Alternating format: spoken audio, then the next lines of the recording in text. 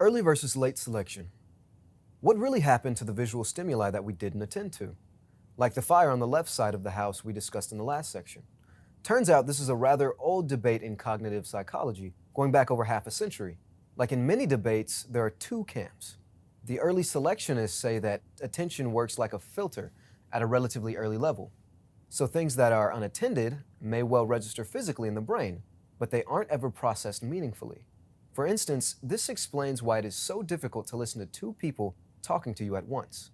It's not like you don't hear the person you're not listening to.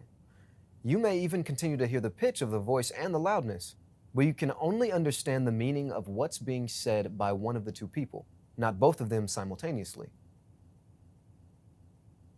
The late selectionists, on the other hand, say that pretty much everything gets processed, even unattended things. The impression of failing to understand what the unattended things mean is just because we forget about them. Let's use the same example of listening to two people at once. According to the late selectionist, you actually understand both of what they are saying. It's just that you only remember what one person was saying and forget what the other person was saying, giving you the false impression of a lack of understanding. This seems to be a rather tricky argument. I mean, if you don't remember understanding what I said, but I insisted that you did and told you that you just forgot, what can you say? And how can I prove it? This seems to be a bit of an impasse.